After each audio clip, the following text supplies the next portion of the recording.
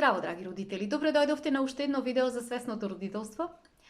Авторката ше фали како и голем број на родители кои што биле припаѓале во незината генерација, сметале дека родителството е нешто кое што треба само да си дојде од страна на родителот по интуиција и дека доколку родителот поседува неколку услови, например да биде доволно трпелив, толерантен спрема своите деца, да биде љубовен родител и да биде добро финансиски обезбеден, родителот тогаш може успешно да родителствува. Меѓутоа, во незината пракса, тоа не се покажало како така, затоа што доаѓале голем број на родители кои што и биле финансиски обезбедени, биле, значи, та можела да види од времето поминато со нив дека навистина биле љубовни родители, толерантни родители во однос со детето, но сепак тие имале проблеми со родителствувањето на своето дете и тогаш та сметала дека сето тоа е поради тоа што родителот недоволно ја слуша, ја игнорира, не сака да ја разбери, затоа што и во тој период таа и не била остварена како мајка и самата знаела да има некој супериорен став во однос на родителите, затоа што сметала дека има доволно знаење, дека имала 10-годишно искуство во медитацијата и дека имала веќе и 3 магистерски трудови напишано, објавено и така натаму. Меѓутоа, сето тоа, кога станала родител, сето тоа што им го зборувала и ги советувала родителите, наеднаш се распаднало. Затоа што за период од 6 недели неполни, таа емотивно и психички потполно се истошила кога го добила своето дете.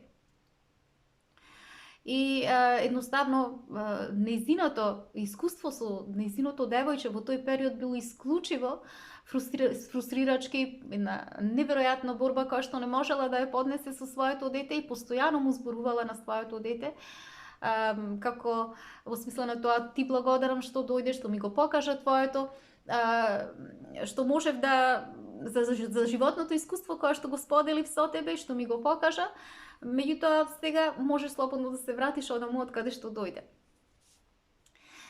Така да таа и не знаела што зборува, затоа што била едноставно психички и емотивно истоштена до степен каде што после тоа почнала да чувствува еден огромен срам, прво за односот со своето, во однос за онај однос што го имала спрема своето дете и за сите причини кои што им ги наведувала на родителите дека мора тие 3 услови да бидат исполнети. Меѓутоа, кога почнала да се освестува на некој начин дека има потреба да разговара и со други родители за она што неа и се случувало, за да види каде е направена каде има пропусти во однос на тоа, таа немала со кого да разговара. Голем број на родители едноставно не сакале да разговараат за тоа и така се до 3-та година од животот на нејзиното дете, таа родителствувањето го доживувала како борба и исполнета со голема фрустрација. И кога нејзиното дете особено почнало да некаде околу 2-та година да оди, да се крие, да трча, да бега низ куќата и кога почнало да зборува, па и да и враќа, да и презборува на секој, затоа што нејзиното дете по природа не било насмеано, било доста бунтовно, карактерот бил сосема различен од нејзиниот карактер и таа сакала да го контролира тој независен карактер, независен ум кај нејзиното дете и затоа тој период таа го нарекла период на 2-та ужаса или период во кој што доживувала истовремено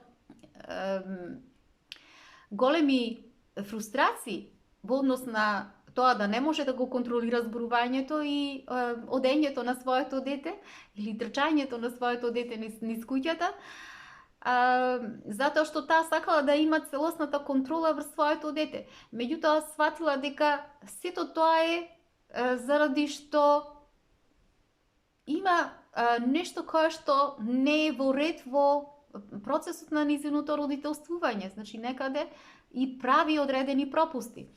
И тоа било така се до моментот кога таа го доживеала тој аха момент, односно кога сватила дека како таа да била допрена од некоја висока сила, повисока сила која што и рекла: Шефали, ти треба да сватиш дека тие 10 години искуство кое што го практикуваше во областа на медитацијата и сите тие претходни разговори, искуства кои што ги имаше со родителите, за сите нивни проблеми и твоето его во кое што ти сега си влезена со своето дете, во суштина тие се една подготовка во која што ти треба да влезеш за да можеш подлабоко да имаш едно подлабоко духовно разбирање за родителствувањето и дека животот во суштина те спрема за да влезеш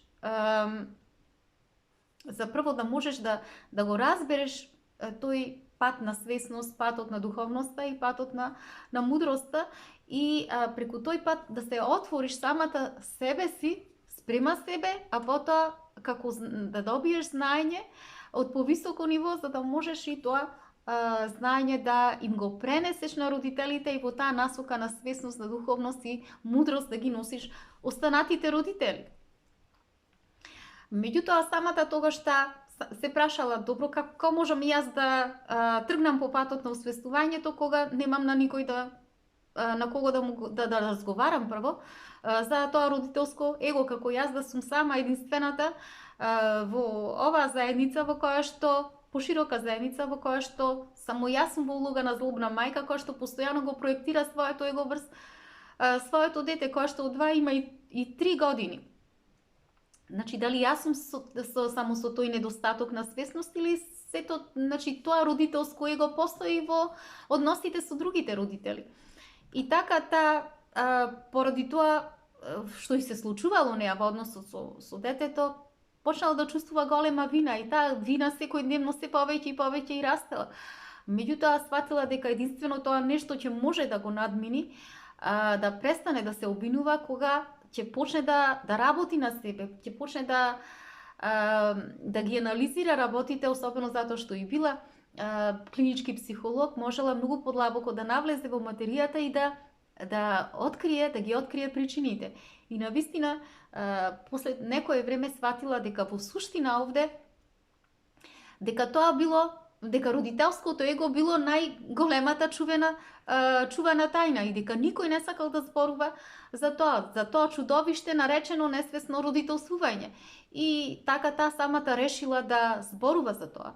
И кога се вратила на работа, после некое време, во работата со децата, во работата со родителите особено, таа почнала да зборува за тоа родителско его, ги советувала родителите, му објаснувала, меѓутоа што се случило? Се случило никој да не сака да разговара за тоа. Нешто, сите и велели и се обраќале, ама ние не сме криви, криво е детето. Тоа се однесува вака и вака. Кој си ти мене да ми кажуваш јас како треба да се однесувам?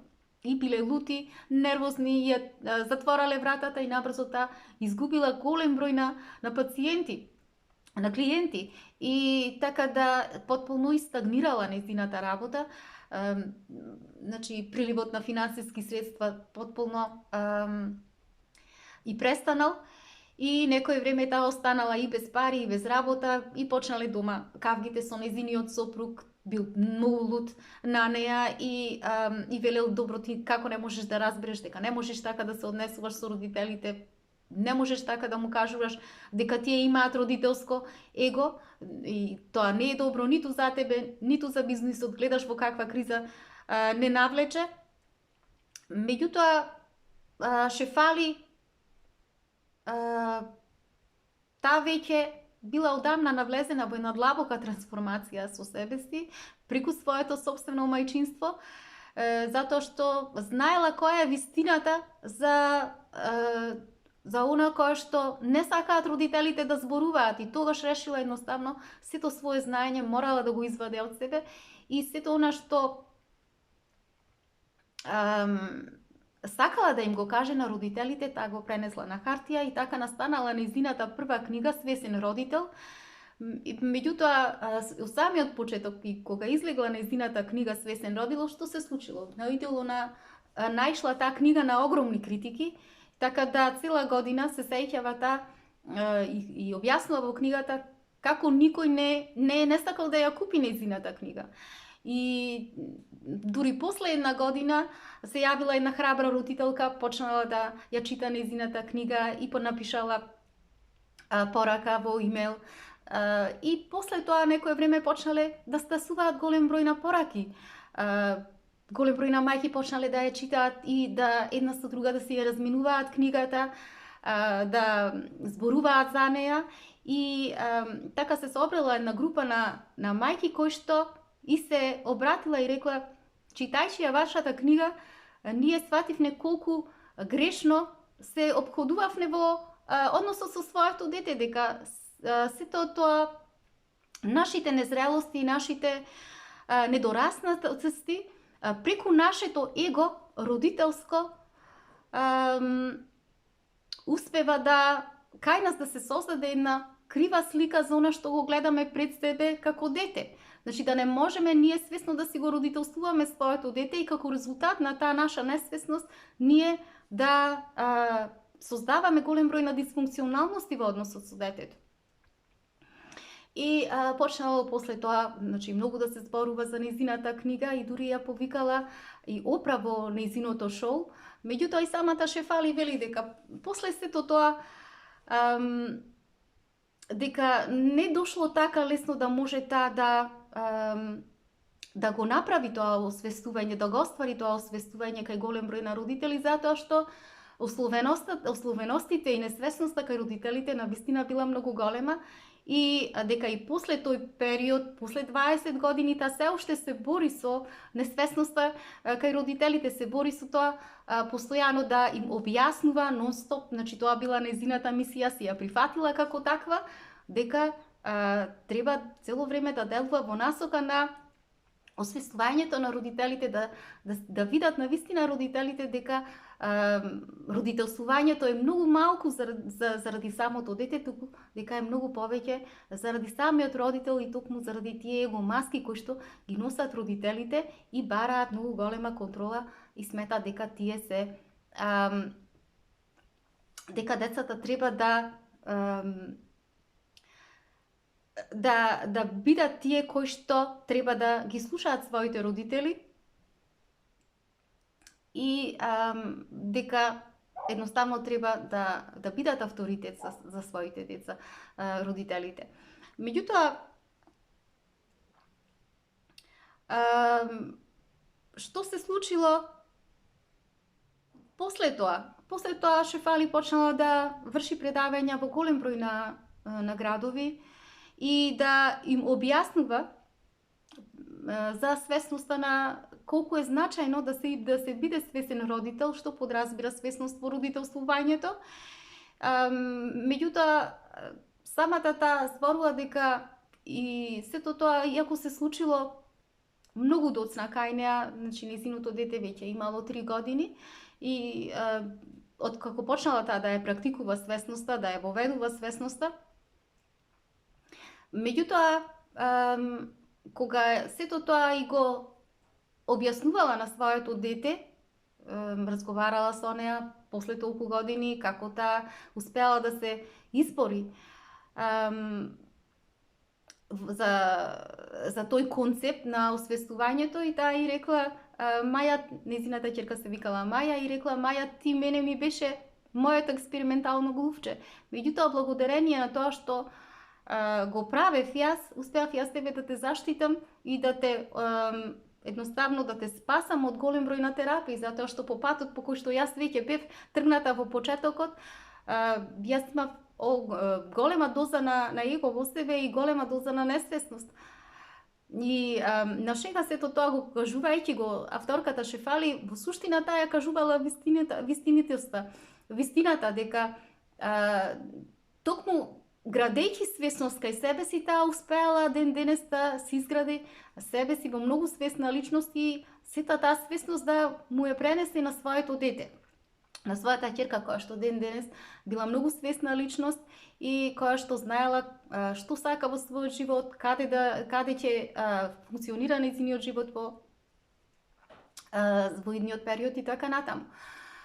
И таа вели на родителите им посочува и им објаснила дека на вистина родители постои излез од ова лудило кое што се нарекува несвесно родителствување, меѓутоа единствениот излез од сето тоа е практикување на свесност.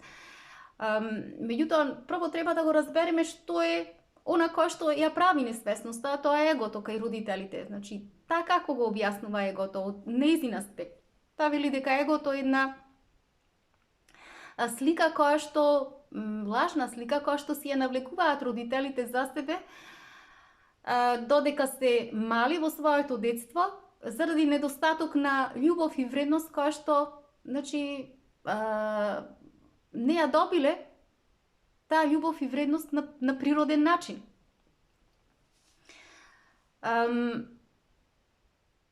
И таа ја објаснува на родителите дека детето кога доаѓа на свет, тоа доаѓа целовито.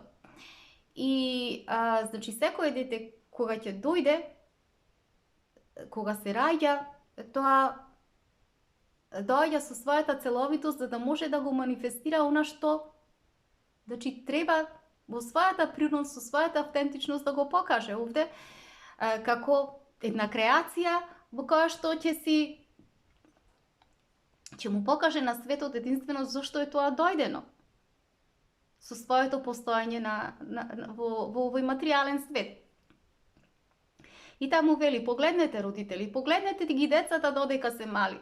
Значи, како тие го манифестираат сето тоа. Значи, тие кога доаѓаат, како ја манифестираат својата целовитост, тие немаат срам. Значи, не се колебаат, не се сомневаат, тие веруваат во животот, веруваат дека се најдобри онакви какви што се. Едноставно дека тие не се жалат, тие се постојано радосни, среќни се. И да најдат на препреки, значи тие на тоа во моментот ќе го забележат и едноставно одат понатаму. Значи, тие се едноставно спремни да бидат, децата се спремни да бидат, меѓутоа културата што им вели? Културата им вели на родителите дека такво какво што е детето, само да биде спремно за да биде, не е доволно добро. На таа возраст детето треба да знае и да прави. Значи треба и да прави нешто за да може да добие валидизација, да ја заслужи довербата, да едноставно да добие одобрение. И токму овде на оваа раскрсница што се случува? Се случува разделувањето на детето или несвесното крадење на неговата суштина, на неговата автентичност од страна на родителите.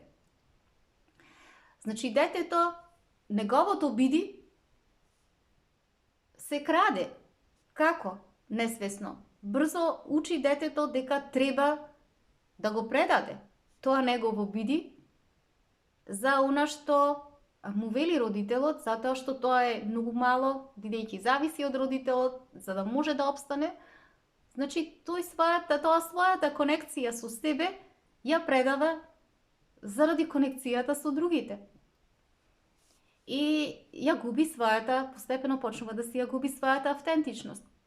Значи, ја губи автентичноста со програмата која што културата ја налага, дека треба по таа програма да оди.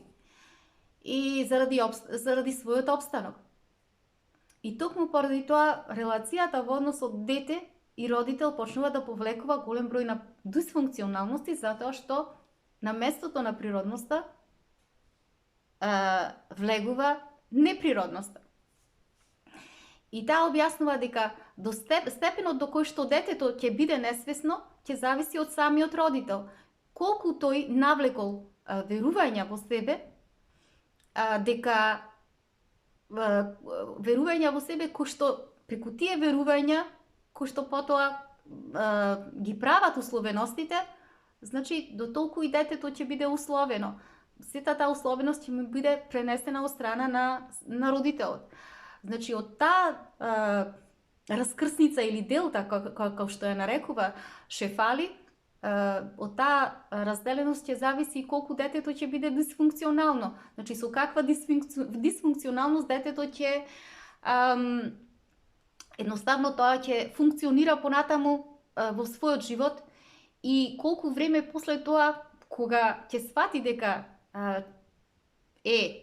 кога ќе биде возрастен човек, кога ќе свати дека во суштина животот го, го, го живее со голем број на дисфункционалности, значи во зависност од таа негова несвесност, толку ќе биде потребно и време за да може да се врати назад во својата природност. Значи, зато велиме кај секој човек си има свој пат од кој што треба да излези од својата несвесност, во зависност од тоа колку верувања и колку несвесности има примено во својот живот. Значи, зависно и колку ќе зависи времето за да може да се времетраењето на периодот за да може човекот да се освести. Не во целосност се разбира дека не може тоа да го направи, меѓутоа во голем дел и во различен број на аспекти во својот живот, значи ќе биде различно за секој човек. И токму поради тоа Шефали вели сето тоа зависи од колку его маски тој носи во својот, успел да внеси во својот живот, во својата личност, значи да функционира со нив, затоа што постојат огромен број на его маски. Ги спомнува неколку: маска на послушност, на доброволување, маска на спасувач, на комедијант, на постигнувач, на суперхерој и така натаму.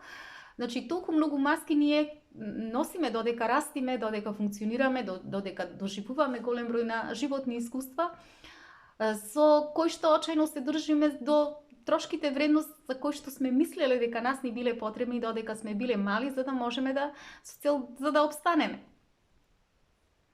Меѓутоа, од тоа напуштање на нашата природност почнала да напукнува нашата целовитост. Значи, тогаш почнала нашата целовитост да се дели, да се разделува и со текот на годините, значи колку повеќе ние, бидејќи сме оставиле нашата врска со нашата внатрешност, остваруваме врска со надворешноста и се повеќе и повеќе гледаме на надвор. Значи, ги гледаме надворешните фактори, мислиме дека преку нив можеме да искомпензираме таа наша потреба за вредност, за валидизација.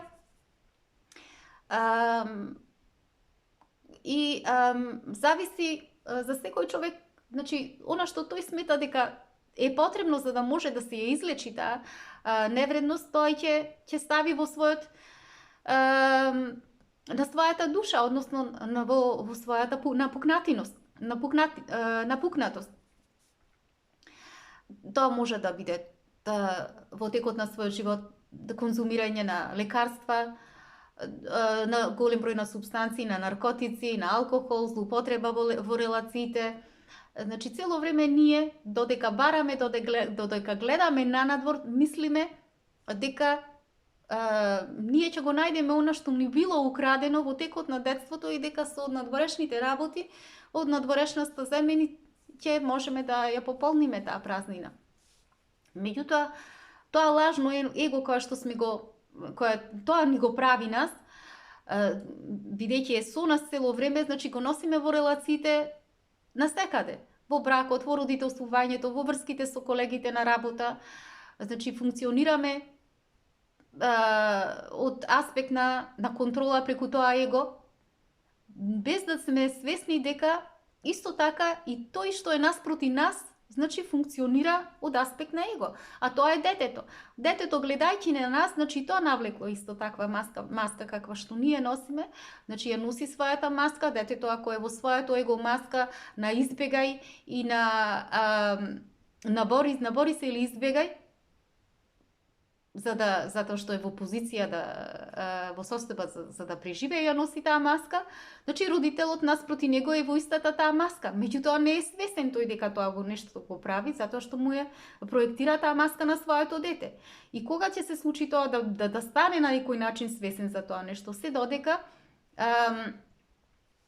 не доживее некој крах, односно не го допре дното во одреден аспект од својот живот. Например, дознава родител дека детето се дрогира, или дознава дека родителот е болен од некоја, да кажеме, хронична болест, или пак се случува да се разделат партнерите и така натаму. Значи, тогаш кога ние имаме еден потенцијален распад на нешто што ни е битно, на нешто што ни е суштинско, круцијално во нашиот живот. И наместо баш тогаш кога ќе се распадне нашето его, значи ние во тој момент сме најранливи, кога сме најкревки, да се вратиме назад од тоа место, да решиме дека доста е и да почнеме да се откриваме себе си, за да можеме да тргнеме по правиот пат. Што се случува? Најчесто се случува, значи, уште полошо, да влеземе во уште поголема токсичност. Зошто? Затоа што никако не сакаме да го напуштиме нашето его, кој што мислиме дека тоа цело време не заштитува. И особено ше фали напомнува како тоа нешто се случува кај жените, затоа што преку својот природен капацитет женското дете ја носи природната потреба да биде грижливо заради хормоните кои што ги има во себе, значи без разлика дали го сака тоа жената или не го сака, значи таа е носител на хормонот за среќа, носител на окситоцинот, носител на хормонот за поврзување. Таа има жлезди кои што, значи, лачат млеко, со кој што мајката го храни своето дете. Значи, таа има матка која што во која што се создава бебето, во која што понатаму се развива одреден период, каде што жената и значи со своето тело се поврзува со детето, меѓутоа и психички се поврзува со своето дете. Значи, еден вид на природата и поставила еден вид на природен чип на жената за да може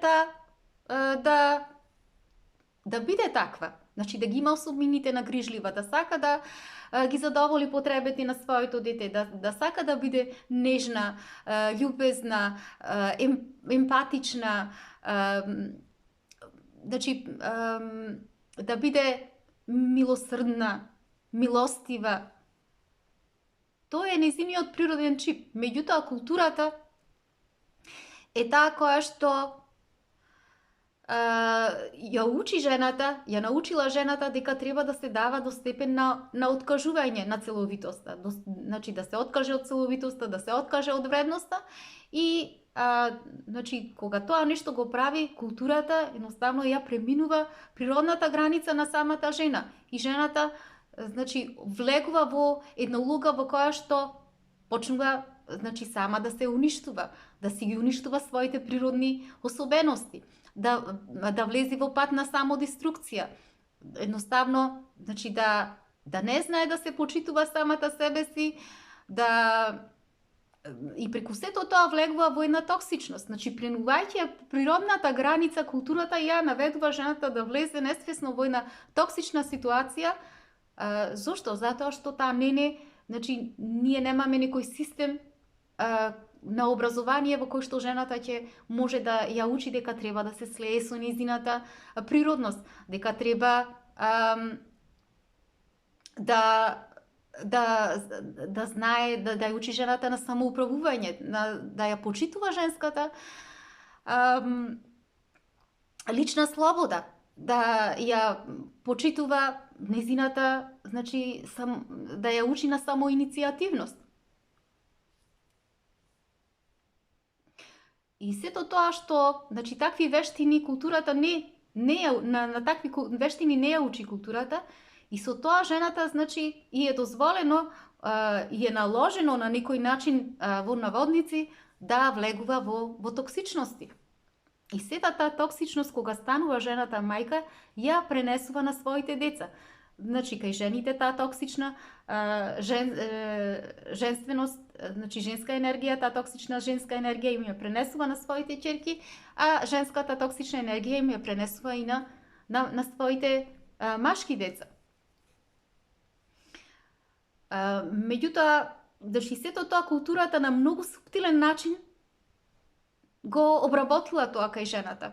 Како? Па кога децата од своите 2-3 години, обично кога ќе не прашаат, мамо, јас што да правам, ние како реагираме? Ќе направиш ова. Значи, ние му го планираме претходно на нашите деца како да ги оставаме не ги оставаме сами да можат тие во одредени ситуации сами да можат да се снајдат, сами да можат да го развиваат критичкото мислење, сами да едноставно да се справат со животот, туку ние му кажуваме ова ќе го правиш, ова и ова му го планираме, претходно денот му ја планираме на неделата, му ги наведуваме работите, дури мислиме за нив. Значи, ние мислиме наместо нив, ние му проповедаме и сето тоа, значи, го нарекуваме едукација на децата. А во суштина не сме свесни дека сме ја промашиле поентата на вистинската едукација на децата. Значи, едноставно, ние на некој начин сме му ја одзеле природноста на децата. Зошто? Затоа што и ние не функционираме од место на својата природност. Ние не сме автентични, не сме природни, не знаеме, не научиле да се поврземе со нашата суштина, со нашата природност, така и ние како можеме тогаш ние на нашите деца да им го пренесеме тоа нешто, ако тоа и не го поседуваме. Значи, се додека ние не се вратиме во местото на нашата природност, се дотогаш ние нема да можеме на нашите деца да им го покажеме вистинскиот пат, да ги едуцираме, да си останат свој на себе, да си се поврзат со себе, затоа што ние сме тие кои што не сакаме да се поврземе со нашето срце, затоа што таму најчесто се наоѓаат тие природни карактеристики кои што и ги поседува жената. Значи, срцето има во него, што се крие во него? Се крие сомилост, се крие љубов, се крие прво разбирањето. Значи, жената е таа која што преку својата љубов спрема детето треба да покаже разбирање. За се оно што му се случува на своето дете. Да биде на некој начин подлабоко интуитивна. И на тој начин да може да ја развие способноста да биде емпатична спрема другите. А таа емпатичност ја поврзе во вистинска врска со своето дете за неговите вистински потреби. Затоа Шефали спомнува дека навистина е потребна свесност со цел да може да се деконструираат и да се напуштат сите тие негативни верувања за каква треба да биде жената, за каква треба да биде мајката кога родителствува во врската со своите деца, за да не може за да се избегне влегувањето во тие токсични релации со децата. И особено таа, значи, една таква токсично верување забележала кај родителите, која што спрема неја било, ако моето дете, ако не е среќно, јас не сум среќна. Се додека моето дете не е среќно во било кој аспект од својот живот, јас нема да бидам среќна мајка. И дава еден пример за тоа кога значи нејзиното дете завршило средно образование и веќе требало да оди на факултет. И се собрале, значи, група на родителки кои што ги испраќале децата на автобуската станица значи требало да одат децата да почнат да студираат во друг град. И додека чекале 30 минути за да тргне автобусот, го забележала однесувањето на мајките. Сите најнаш влегле во една ситуација во која што почнале да плачат, силно било вознемирени. Никоја мајка не се радувала како крајот да било на светот, демек како во смисла на тоа јас детето кој знае каде го испраќам, можеби нема да се врати и така натаму. И Шефали само наблюдувајќи го сето тоа, оставила сите децата да се качат во автобусот и после тоа кога се заминале децата им се обратила на родителките и му рекла добро, зарем не разбирате дека во овој момент вие треба да се радувате за она што се случува со вашето дете?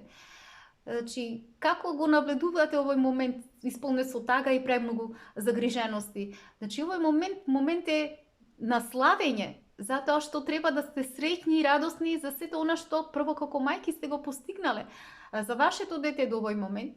И втора работа е дека вие треба да се чувствувате во вашата природност. Значи, вие сте природно носители на среќа.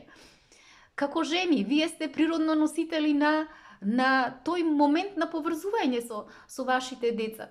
Значи, природно е да се чувствувате дека сте успеале до некое ниво со вашето дете, во вашиот живот. А не да тъгувате. Значи, оставете да бидете слободно во вашата природност, во вашето јас. Бидете вистините спрема самите себе си. Верувајте дека на вистина е здраво вашето дете да ве гледа вас прво среќна, за да може и тоа да биде среќно. Значи, тоа создава здрава врска, тоа создава автентична врска, затоа што автентичноста во вас е да бидете среќни. Вие сте носители на хормонот на окситоцин. Среќата не треба да зависи од тоа колку вашето дете е исполнето или не е исполнето, од неговите соништа, од неговите манифестации во нивниот живот. До некој степен да.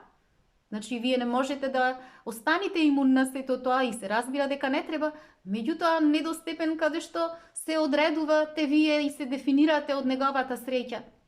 Вие сте си посебно суштество.